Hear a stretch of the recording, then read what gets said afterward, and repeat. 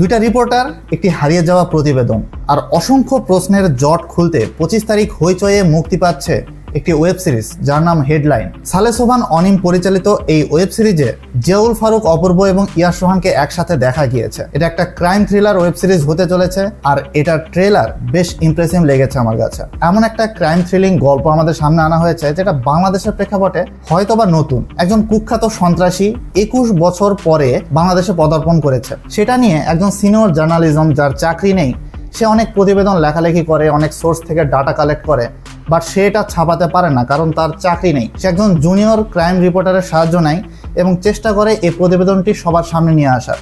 But এটা কি আসলেই হয়? জিয়াউল ফারুক অপূর্ব এই সিনিয়র রিপোর্টারের চরিত্রটি প্লে করেছে এবং তার স্ক্রিন প্রেজেন্স আমার কাছে অনেকটাই ভালো লেগেছে।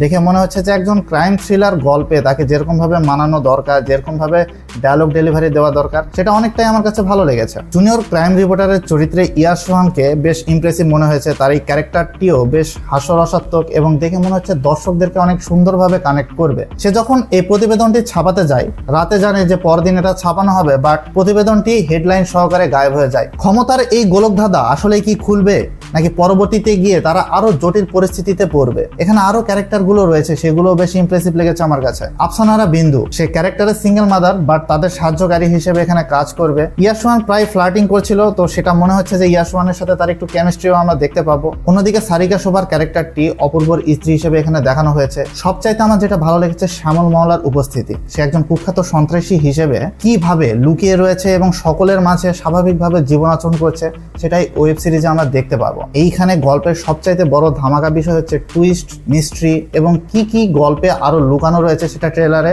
আমাদেরকে একটুও দেখানো হয়নি। এই পুরো ট্রেলারের বিজিএম এবং সিনেমাটোগ্রাফি যেরকম ভাবে ডেভেলপ করা হয়েছে সেটা দেখে মনে হচ্ছে এই ওয়েব সিরিজটি আসলে উপভোগ্য হবে। সো টোটালি আমাদের কাছে একটা গুড ভাইবিং দিচ্ছে যে এখানে একটা সুন্দর গল্প থাকতে পারে, সেই ইঙ্গিতটা আমরা পাচ্ছি। এই ট্রেলারটি আমার কাছে বেশ ইমপ্রেসিভ মনে হয়েছে। কিছু জায়গায় ফানি ডায়লগ রাখা হয়েছে, কিছু জায়গায় সিরিয়াস টোন রাখা হয়েছে, বাট এই গল্পটি দর্শকদের কাছে ভালো লাগবে কি লাগবে না সেটার জন্য আমাদেরকে 25 তারিখ পর্যন্ত অপেক্ষা করতে হবে। আর 25 তারিখ যখন এই ওয়েব সিরিজটি আসবে তখন আমি এটা দেখার চেষ্টা করব এবং আপনাদের সামনে এটা সম্পর্কে একটা অনেস্ট অপিনিয়ন রাখার চেষ্টা করব। তো আমার কাছে তো ভালো লেগেছে, বাদ বাকি তোমার কাছে কেমন লেগেছে তা নিচে কমেন্ট বক্সে জানিয়ে দাও। আর আমাদের এই চ্যানেলটিকে সাবস্ক্রাইব করে এই ভিডিওতে একটা লাইক করবে বস। দেখা হচ্ছে নেক্সট ভিডিওতে। Good bye.